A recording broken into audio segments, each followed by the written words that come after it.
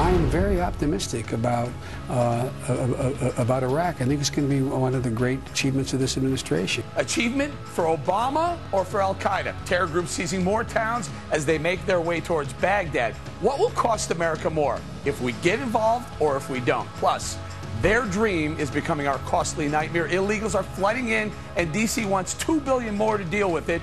All this as the media in Latin America is encouraging kids to enter the U.S. illegally. But instead of blaming them, perhaps we should be blaming the president for this surge. And then, remember when Bill Clinton made your head spin with quotes like this? It depends upon what the meaning of the word is. Yes. Well, now Hillary's redefining what broke means. We came out of the White House not only dead broke, but in debt. Well, the problem is the Clintons raked in more than $12 million the year they left the Oval Office. Cashin is starting right now. Hi, everyone. I'm Eric Bolling. Welcome to Cashin. Our Cashin crew this week: Wayne Rogers, Jonathan Honig, Michelle Fields, and Juan Williams. Welcome, everybody. The latest on the terrorists marching through Iraq at will, taking town after town in a few moments. But first, a crisis of epic proportions on the southern border, a wave of illegal immigrants, many of them children, crossing into the U.S., the potential cost just to deal with them without fixing the problem, more than $2 billion. So who's to blame for all this border chaos? Here's what Senator Ted Cruz told Megyn Kelly. This is a humanitarian crisis, and it is the direct result of President Obama's lawlessness and unwillingness to enforce the law. So, Michelle, is Senator Cruz right? Yeah, he is. I mean, if you look at the newspapers in Honduras and El Salvador, they're telling people that if your child goes unaccompanied across the border, they will basically get amnesty, that President Obama will not deport them, and neither will his administration. But the question is, why are we opening our home and our wallet at a time when we don't even have money to take care of ourselves? I understand that the president wants to help illegals. He wants to help these dreamers. But what about the dreams of the young American citizens in this country who are suffering and who are living in poverty? Why not spend those $2 billion on border security, on creating a fence that actually secures our country, rather than spending $2 billion on something that is a consequence of not having a secure border? So what do you say, Wayne? Do you agree with Senator Ted Cruz that the real problem is President Obama's policy?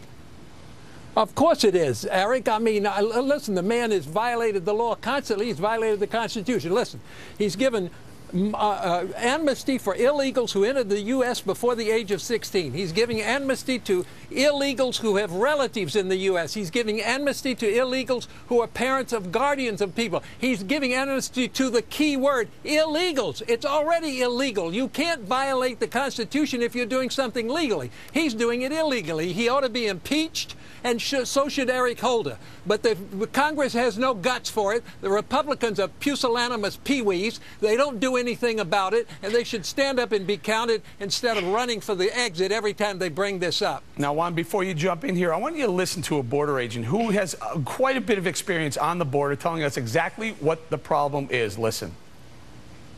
The word is spreading rapidly that it's unchecked, and that it's pretty much a free pass the way the system is set up at this time. So Juan, they're literally in Guatemala, in Honduras. They're telling the people, send your kids to America. You won't get sent back. Bad idea or good idea? That's been the idea. You talk about Cuban refugees. These children are refugees from war and from political instability and threats to their lives. So if you're the father, Eric, of that kind of child on this Father's Day weekend, you would be looking out for your child, too. And America's policy as this land of immigrants has always been, we will welcome, but you're putting as it these says kids on the at Statue risk, of Liberty. Not illegal. Let me finish. Not illegal. Let me finish. This is nothing illegal. They're refugees. Our policy has always been this. But I notice you guys talking about what do you say, pusillanimous peewees are the Republicans? The failure of immigration is that the Republicans won't do anything about immigration policy. George W. Bush tried to pass the policy. Let's stay on this. Ronald Reagan passed the policy, hold on, and it got ignored. Okay, Juan, hold on. Let me bring Jonathan here. Jonathan, your thoughts on what's going on the southern border? I don't think we should disparage people who are yearning to breathe free, Eric. I mean, we shouldn't disparage these American dreamers, these immigrants. And to Juan's point, this is a country of immigrants. Alexander Hamilton, Andrew Carnegie, Ayn Rand. We should be delighted that people want to come here and work. And in a free society, legal, Jonathan, legal. You know, look, Well, Wayne, let me just say, you know, the right talks about legal immigration the same way that the left talks about regulated businesses. The left says, we love business, we just want it regulated. The right says, we love education, we love immigration, we just want it legal. That means controlled by government. The problem, and that's not though, indicative Jonathan, of a free society. Jonathan, that's the law. Jonathan, you're not in favor of Hold on, guys, then hang on. change the law. Go ahead, Wayne, and then Michelle, go ahead. I said if you don't like the law, change the law. But as long as the law is there, they're illegal and they shouldn't be entered. Go ahead, Michelle. Look, Jonathan, you're not in favor of tons of government spending, but this is leading to tons of government spending because now these people are coming here, and who has to take care of them? The government has to take care of them. And President Obama will not, he does not want, why what? Why does the government have to take care of them? Well, I mean, they didn't steal the $2 billion from us. It's President Obama. Wait. It's President Obama who is encouraging people to send their children on this very dangerous trip across the border. You don't think that that's a problem? Can I respond? That's not Can I respond? true. I mean, it's not. They didn't come steal the $2 billion. It was given to them by government. That's where our beef should be. I mean, you don't want to deport the GM. You don't want to deport the banks that got the government May I jump in here, Jonathan? And listen, I don't want to pick on Jonathan. Wayne, let me go to Juan. Juan, so we're supposed, the taxpayers who are watching right now are supposed to pick up the tab for all the health care, for all the transportation, for all the food stamps, for all the other things that we provide them. We're supposed to pick up the tab, and they're not even just, if they just go through the legal channels.